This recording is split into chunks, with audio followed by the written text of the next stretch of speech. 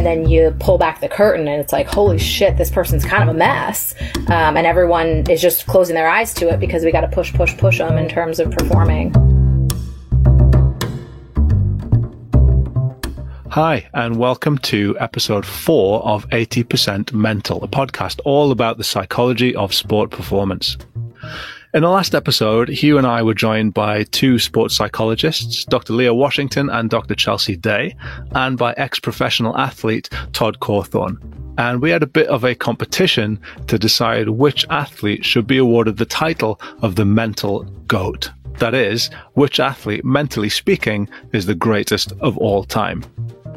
Each of our guests nominated an athlete who they were going to talk about. So Leah Washington nominated gymnast Kerri Strug. Chelsea Day nominated golfer Tiger Woods. Todd Cawthorn nominated tennis player Roger Federer. And Hugh, who was also playing along, nominated, strangely enough, Eric Cantona. At the end of that show, Hugh asked each of our guests to identify one word or one characteristic or a value that summed up the athlete that they'd nominated as the mental GOAT. Chelsea gave us 2 words, but we let her off with that. But the question sparked off another conversation about what it actually means to be mentally great. We were recording anyway, so we thought it would make a great episode in itself. And here is the rest of that conversation.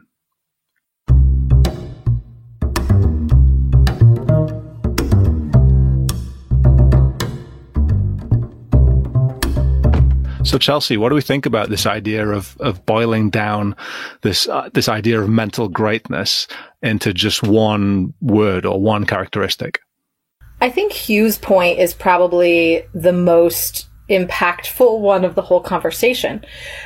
In that if you think about the word, or in my case, 2 words that each person picked, then if we went based on that word, then I think that athlete wins, because I think that it shows what lens we're looking at it through. I mean, when I think of graceful, I absolutely think Todd wins. I think when you think about persistence and, running down a vault runway with shredded, whatever ligaments in your ankle, like that absolutely is the pinnacle of persistence. And so I think I think he was right. Like, that's one of the most interesting things, that each of our lenses, and I imagine if we dug into our own training and the work that we're doing, probably also speaks to why that's our lens. And as someone who's like a total pacifist, I think that it's easy for me to be like, everybody wins based on the words we chose. But I think there's some truth to that, from the lens that we're looking at it, I think it makes sense that those would be the people we pick, and that you could make an argument that each person's right on that, because, that's a huge component of it. I do really like the phrase graceful, because I think that for really all of our athletes, it is grace under pressure, that there's a moment where, when everything is, on your shoulders, do you panic? Do you have a temper tantrum? And that kind of really leads to your point, Chelsea, of this mental agility, or this emotional agility, when I think of, and it's very clear, I think, sometimes in tennis, where we see people throwing rackets and shouting at the umpires, and it's just so much wasted energy, right? That when you are calm under pressure and you do have this grace about you, and I will say that, say what you will about some other incredible tennis players, that Roger Federer is the most elegant tennis player that's ever graced the court. I mean, he's just beautiful to watch, on every level. He's gorgeous, and his tennis is beautiful. But I think for each of our athletes, right, that you can't have these emotional outbursts, that will be to the detriment of all of our athletes, that none of them would be successful without that. Yeah. And I think Leah, touched on it earlier when we were talking about how she went on Saturday Night Live and made fun of herself. And I think, so obviously there's an ability there, a self-awareness there, but also being able to handle the success. So there's something to be said for mentally being able to just handle the huge amounts of, it's not just pressure in your sport, but pressure outside of your sport that gets applied to you. And the more successful you are and the more everyone wants a piece of you and the more sponsors you have, the more pressure that you bring onto yourself. The more you spread yourself. And then there's the danger that what if you don't perform? What if you have all these outs? What if you're attracting all this attention? And what if and then all of a sudden you go from we want you to succeed to we want you to fail. And then there's, I think that's happened to Tiger, hasn't it? I mean, I think when he went through what he went through, all of a sudden he became sort of public enemy number one. Nobody wanted to see him win anymore. So being able to handle those outside pressures and what happens to you outside of your sport. And then, like you said, to be able to maintain your consistency and win along with that is it's an even bigger sort of obstacle, I think, to overcome. Keep using that word. I can't think of another word for obstacle, but yeah, challenge. I mean, I think about that gymnastics team a lot in that, Dominique Moceanu was 14. She was the youngest. That's crazy. The oldest was 19. And so it was funny because Dominique Dawes and I think Amanda Borden were both 19 at the time, and they were considered ancient. Yeah. And, to have these kids, on this stage that I think, and I actually talk a lot about this. I think a lot about this with younger athletes whether it's figure skating or diving or gymnastics, where you can have an elite athlete who is very young. And so we have to be really careful that we don't conflate their sort of capabilities as an athlete with their chronological age. That, how much are we expecting of these athletes? And truly the whole team handled it incredibly well. Like, they were enormously well prepared for it. But, when you think about someone in their 30s or in their late 20s, with all of this media scrutiny, I think it's a really different, it's a whole different ballgame when you're 18, and I think for Carrie, when she was able to be like, yeah, this is ridiculous. Like, I know I sound ridiculous. Takes an enormous amount of self awareness that I think we sometimes kind of forget, especially when we look at Olympic athletes, of like, oh no, they're so young. They're so young. Yeah. I mean, 14 is a ridiculous age to be competing they have since that kind of stage. They've since increased the age for Olympic gymnasts. You have to be 16 now, but 14 is bananas. Well, I think a lot about that. I mean, the age group I work with on a day-to-day basis is 17 to 22.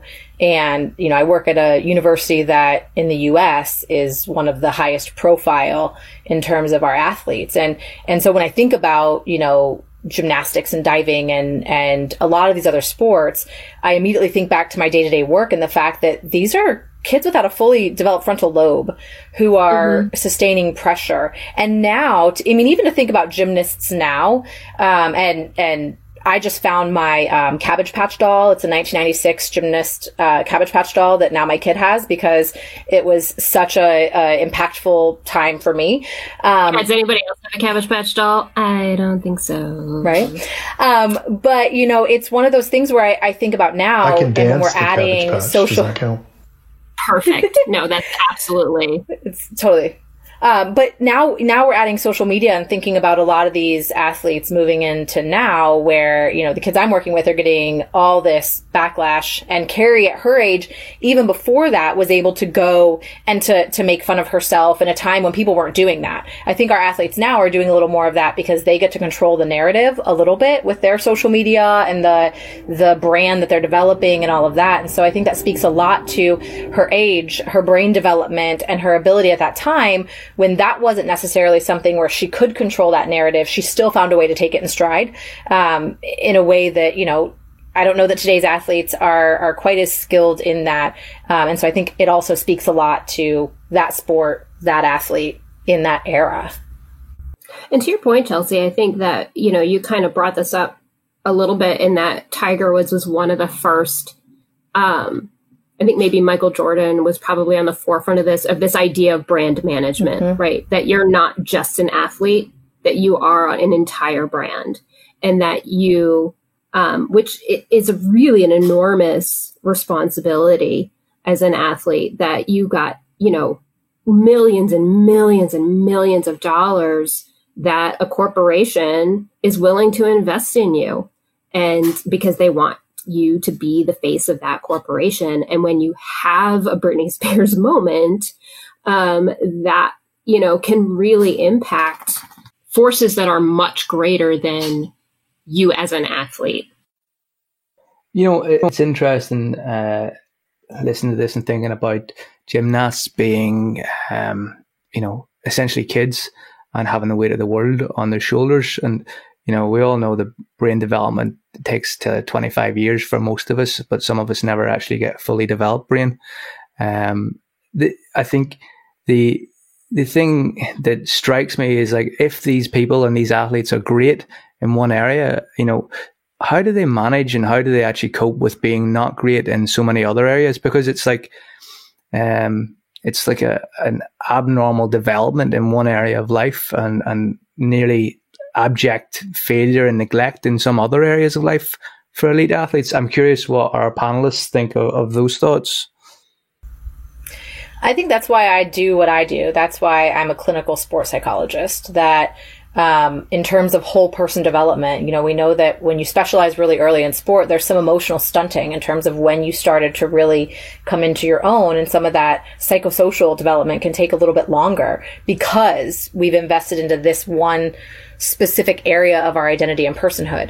And so while I get really excited when I help my athletes perform better, I'm way more excited when I can help them develop as a human, because there is so much more energy and time and money put into this stuff that's in the spotlight, this performance, this money-making piece, that, my passion lies in that kind of more hidden space, because I think that historically we've done an awful job at that we used athletes for what they could give us on the field, court, whatever. And now we're really starting to see greater investment in that stuff. But, that's the piece that drives me on a day-to-day basis, because it matters so much. And we've seen athletes crash and burn because they haven't had that piece, because it has just been about this sport and they've excelled and they're phenomenal. And then you pull back the curtain and it's like, holy shit, this person's kind of a mess. And everyone is just closing their eyes to it because we got to push them in terms of performing. And I think it's interesting when you think about, gymnasts are actually some of the athletes who typically have the highest grade point averages. When you look at, collegiate athletes or even high school athletes, that they tend to be perfectionists in multiple areas of their life, which then, to what Chelsea was saying, can be a really double-edged sword, that, you are only going to choose things that you think you can be perfect at, or there's this dichotomy of like, you are perfect or you are a failure. And I think that's where, for some of these more aesthetic sports where it's not just about the performance, it's also about appearance, that you have to appear to be looking good at the same time.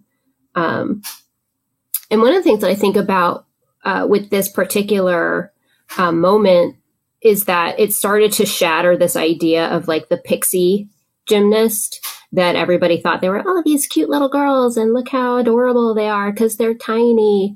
That, these are athletes with nerves of steel. And I think it did a lot for our perceptions of what we think a gymnast is. But I think that a lot of people who are perfectionists generally, right, that they really struggle with like just being okay at something is like not a thing. Is everybody on this podcast a sports psychologist except for me? And I survived. Let's bring Todd in here, because Todd, you've coached as well, haven't you? As well as being a player, you've coached like some junior basketball, and we were talking before about I guess, kids trying to excel at something and perhaps not neglecting, but kind of finding that balance between what they're doing as an athlete and what they're doing in their kind of lives as well. And me and you have had conversations before about, you know, that real pull that some of those kids have towards their, you know, their lives. And, you know, as a coach, you're trying to get them to concentrate on their sport. Like, how does that work for you as a coach? What kind of things have you seen? Yeah, those are all really good points. And I was thinking about some of that when Chelsea was talking, because I was a college athlete in the States, and there, you know, the program was definitely not the Ohio State University.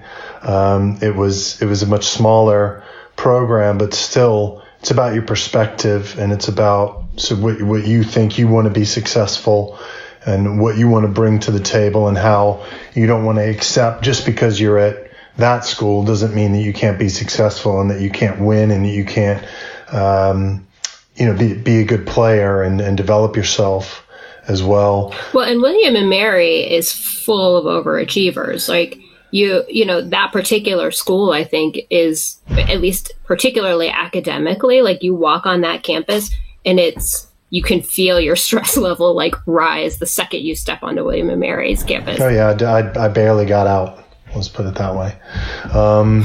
But with regards to coaching, I think the difference is that I coach a sport in a country that doesn't lend a lot of weight to that particular sport. So the difference between coaching basketball in America, where basketball is a sport that's valued, a sport that's gets a lot of notoriety and a lot of people are interested in, whereas in the UK it's the exact opposite. Everyone's interested in football, so it's a complete sort of topsy-turvy world of where you're trying to coach kids with no knowledge base of a sport. You're trying to coach kids whose parents have no knowledge base of a sport, and so many kids who play basketball and who I coach, their parents thought they were going to be professional basketball players when they were 14. How in the world did you possibly think that was going to happen? Like, that's just not going to happen. The odds are astronomical, but they don't have the perspective. They don't have the understanding. You know, their kid plays in a game and they win the game 140-36. And my kid's really good, they're going to be a professional player. That it just doesn't work that way. So I'm not sure if I'm answering your question, Pete, but I think there's some genuine challenges around coaching athletes in a sport that is not like a prominent sport with a big knowledge base, and also with a lot of exposure to that kids can get. So, I mean, growing up, I could watch basketball every single night if I wanted to. Here, it's just not possible.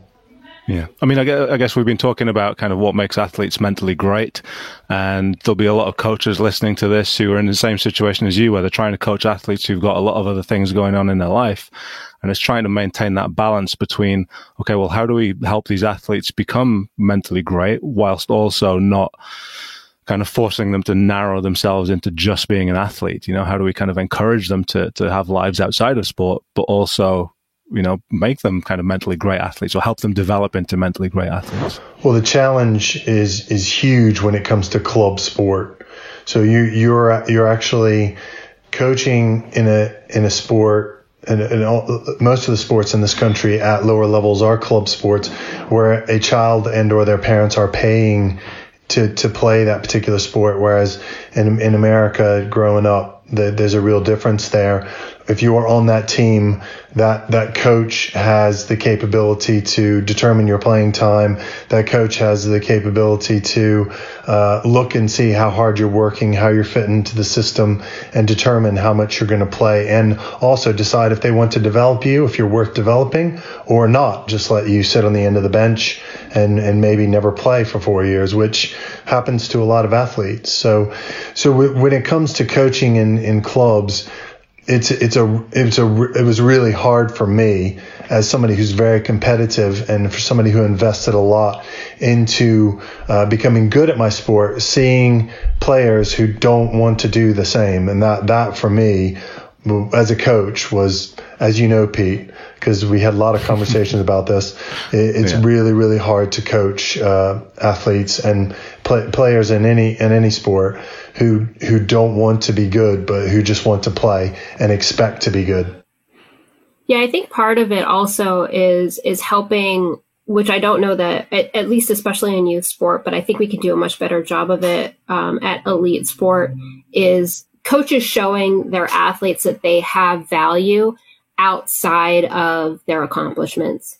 And that I was actually listening to a conversation with a podcast with Adam Grant, who's an organizational psychologist, and talking about how there are so many athletes on sports teams where the contribution that they make to the team does not have any stats you can track, right? That whether it's their leadership ability or their ability to be the assistant, and place other athletes in the position that they need to be in, and to recognize those athletes for the value that they bring to the team. So, and I kind of think about this, who came to be known as the Magnificent Seven, that the captain of the team was actually Amanda Borden, and unanimously voted for by the team, even though she was maybe one of the weakest gymnasts on that team, but that her value was her leadership and her ability to be there for her teammates, which is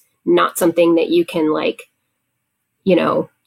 you can't look at how many wobbles she had on beam or how many bonus tenths she had on floor, but that she was on that team for a reason.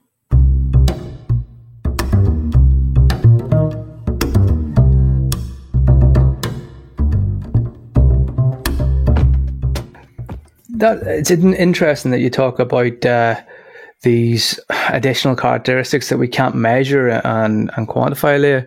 And it's just struck the question in my head is like, we've got these athletes who are the greatest of all time and they're developed in that peak, but that peak's only, and I hate it, I'm going to use it, but that peak's only there because there's a wide base of other elements and things supporting that. And Todd, I'm especially curious about your view from a coaching background here. What are these, things that need to be in place to allow people to reach that peak of the greatest of all time?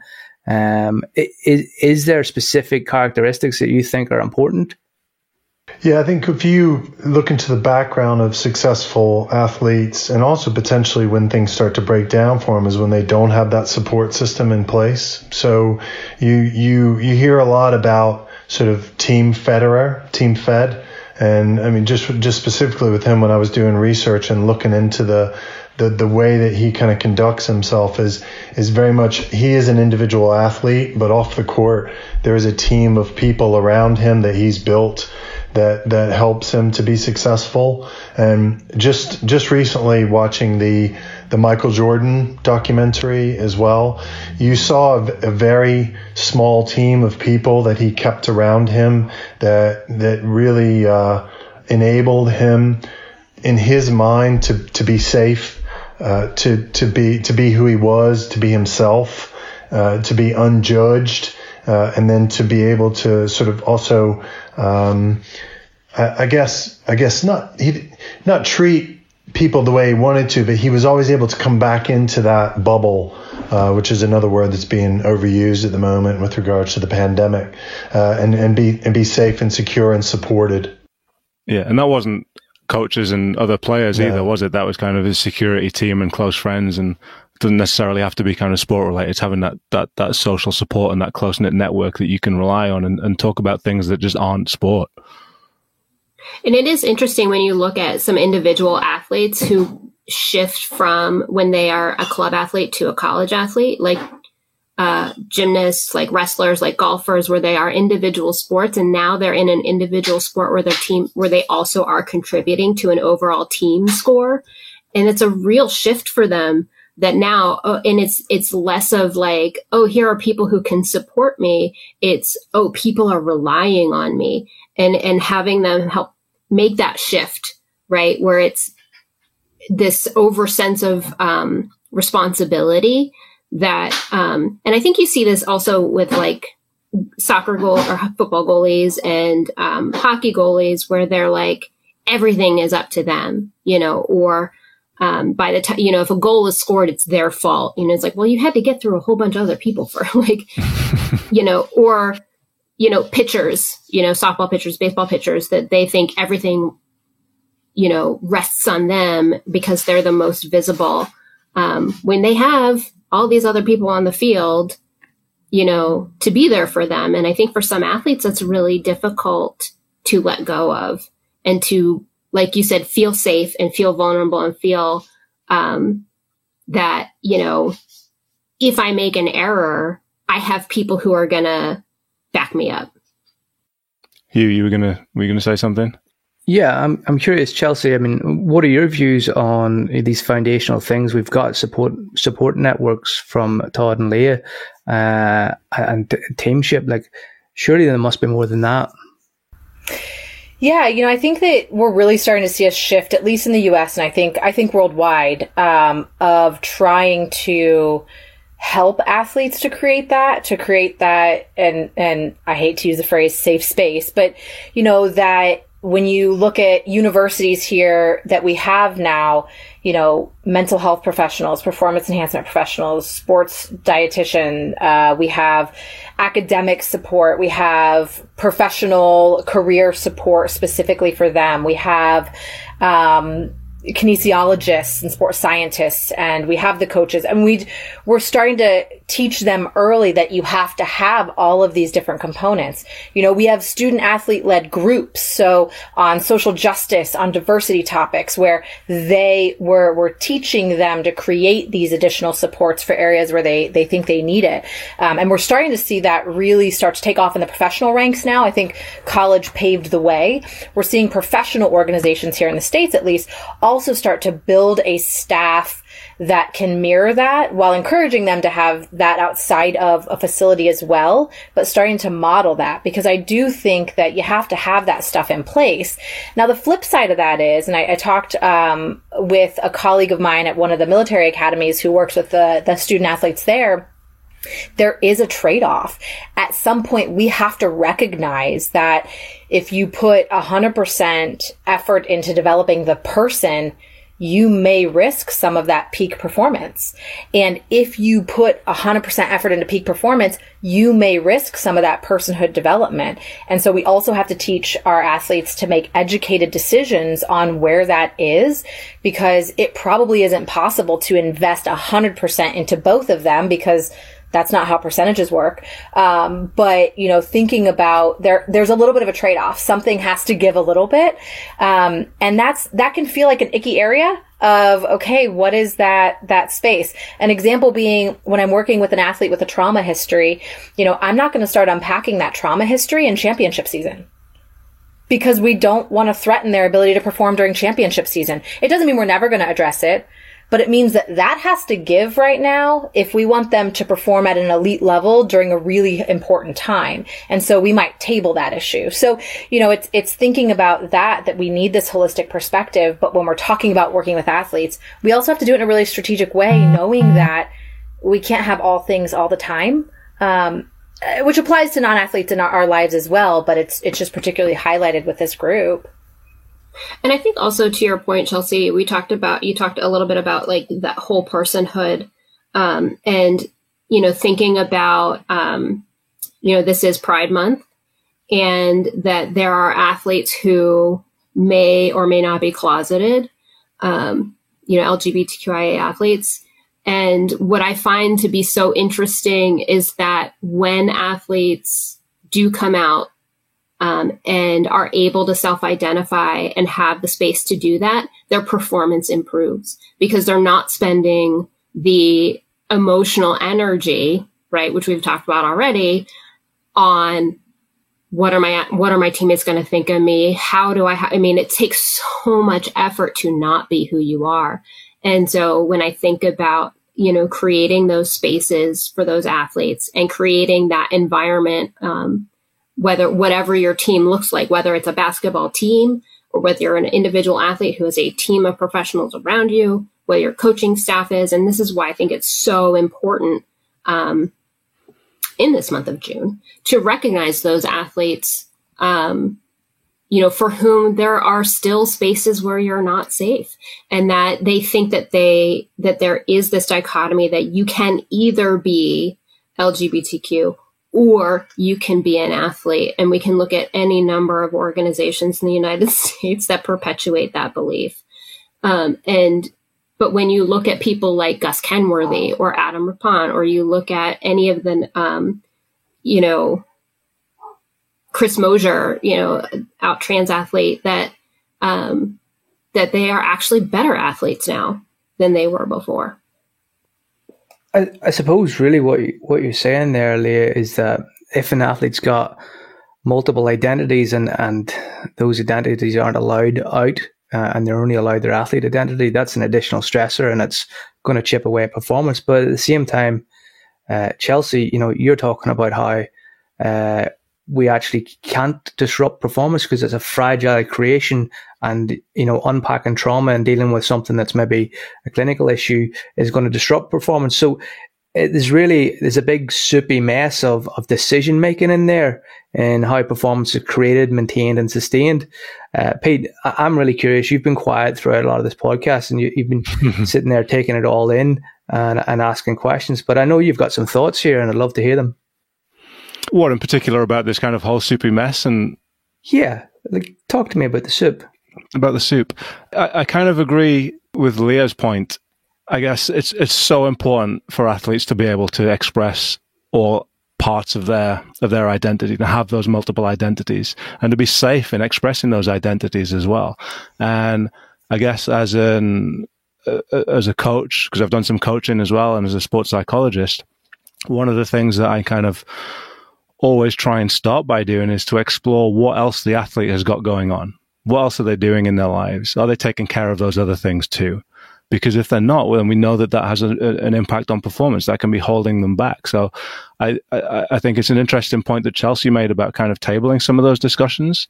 But it's certainly, for me anyway, kind of one of the fundamental elements of being a sports psychologist is to talk to the whole athlete and to explore what else they're doing. What else is important to you? Do you enjoy music? Are you satisfying that element of your life? How's everything going with your family? Are you satisfying those kind of familial relationships as well? What bits are missing and what bits are you taking care of? Because if the bits that you're not taking care of that aren't necessarily to do with sport, then that's gonna be an issue at some point. I think I've been doing a lot of talks for coaches, and one of the big things I think that's really important with coaches is, I can do all the work on the back end, and we can make an educated decision about when to talk about that intensely traumatic event, and maybe it's 4 weeks down the road, right? But it's a strategic decision. And I think something that I'm really encouraging coaches to do is to get to know these athletes. I know them intimately because they've decided to come share their lives with me. But the thing that's most impactful is when coaches know what music they like. I want to know what the music they like, but that's in a whole different realm of what we're doing. And I think that from that coaching perspective, coaches that invest in their athletes, what are you reading? What are you watching? And saying you matter as a person. I think that's the big disconnect. I think as professionals, they know we care about them. That's our identified role. And where coaches can have such a huge impact, are those little things that it's not just you're here to work hard for me, although you are here to work hard for me. I care about you as a person. That a coach saying, "Oh, I saw you brought a book. What book are you reading?" That's a game changer sometimes for some of these kids. Or, "Hey, how's your mom doing?" And naming your mom by name. And these kids are like, "Oh, this coach actually heard me." I worked with an athlete once who said to me, "We got a new coach last year and he doesn't know my mom's name." It was a basketball team. It's a team of very few people. And so just feeling like the coaches invest, I think it can be hard when they just see us doing it because that's our job. But when these coaches and support people actually invest in them as humans, and that's where the safety comes from. The safety doesn't come from me allowing them to talk about all their identities. That's still behind a closed door most of the time. It's by that team. It's by that coaching staff saying, you as a person are welcome here. I think that's where the impact comes, right? From those people and that group. I mean, that's really the high impact stuff that I'm always trying to have coaches see. And I think our new generation of some of the younger coaches are embracing that tremendously. You know who's really good at that is Andy Reid in the Kansas City Chiefs. Mm-hmm. Is that in his exit interviews, that he always asks about, like he had an offensive lineman, defensive lineman, who's a physician and was in med school while he was playing in the NFL. And every exit interview was like, how are your studies going? How's school? And it wasn't about football. And, I think Andy Reid's coaching record speaks for itself. Yeah. And we're really lucky here at Ohio State. Ryan Day is this incredible, incredible human who cares about loving each other, caring about each other, him and his wife invest in youth mental health issues and resources. And it's a game changer for the culture. And so, many of our athletes in football, American football, which is not a common place, similar to Andy Reid, like it's not a common place to let those guards down and create that safety. It's just incredible to see. Those are great points, Chelsea and Leah, about creating humanity for the athlete and allowing the athlete to be seen as a human, from knowing their mum's name to whatever else. Todd, you're a coach and you've been a professional athlete. I'm sure both there's things that you've done that have created that for athletes, but also there's things that maybe coaches have done for you or to you that have facilitated that or actually taken away from that. Have you any experience or thoughts in those areas? How long have you got? 2 days. Yeah, didn't get on very well with my college coach at all. He didn't do any of the things that Chelsea's talking about. He didn't really understand what any of us did, or what we, just showing up to practice. Didn't really invest a lot of time into finding out about the players, anything outside of, walking in the gym and then walking out again, really. We had more contact with probably people like Chelsea, like support people, sports psychologists, people who were athlete support for the athletics department, who made the effort to care and made the effort to get to know us more as athletes. So that was important. It was beyond my wildest expectations that I was going to be playing professional basketball in Europe. That didn't even really occur to me until my senior year. So I didn't get that same experience. As I moved into the professional basketball ranks, you have a mixed bag of coaches.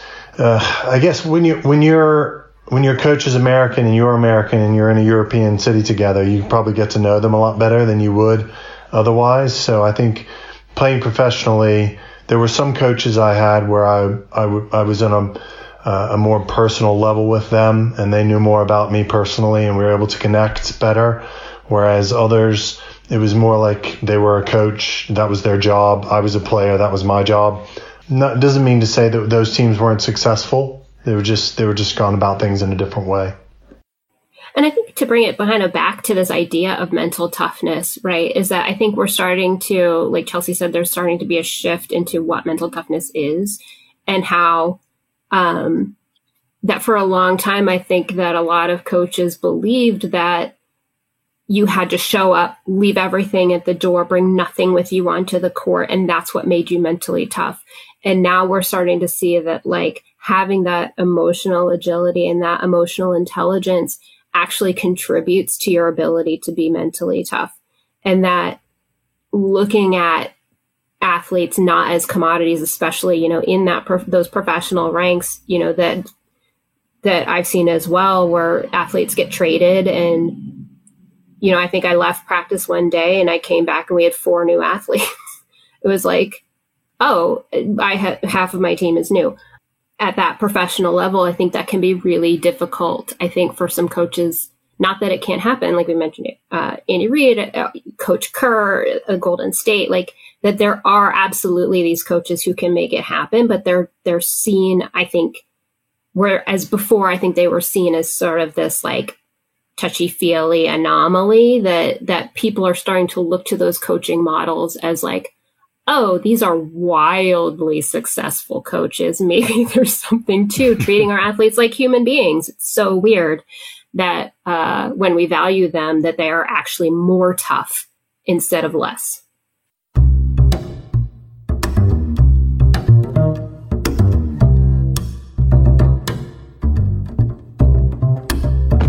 If you've enjoyed this episode, please do subscribe for more of the same. And we'd really appreciate it if you could also take a few seconds just to drop us a nice review as well.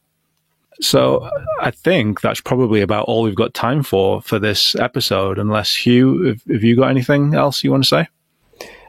No, I'm good. To be honest, guys, that's class. Thank you very much. That I'm blown away. The quality of replies is class, and the breadth of experience we have is just amazing. So I'd be excited to listen to this, let alone be part of it. So yeah, thank you very much, guys. This was super, super fun. Yeah, I really enjoyed it. Thank you very much. Thanks for having me. You're so welcome. Miss those American accents. So in this episode, and going back to episode 3, we've tried to identify athletes who are mental GOATs. That is, which athletes, mentally speaking, are some of the greatest of all time. And we've heard some great stories about some great athletes, but I think more than that, we've explored what being mentally great really means. And it's more than just toughness, although that's perhaps a part of it. But I think we have ideas about what mental toughness is.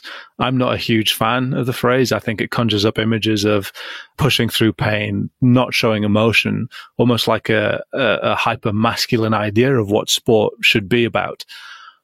I think mental strength involves being flexible, that emotional agility that Chelsea talked about, being coachable and showing that vulnerability, admitting when you need help, understanding that there's always things to work on, and allowing yourself to feel those normal emotions like anxiety, like self-doubt, like sadness, and being brave enough to continue to compete or to train with those emotions rather than trying to shut them off because we feel like we shouldn't have them if we're mentally tough.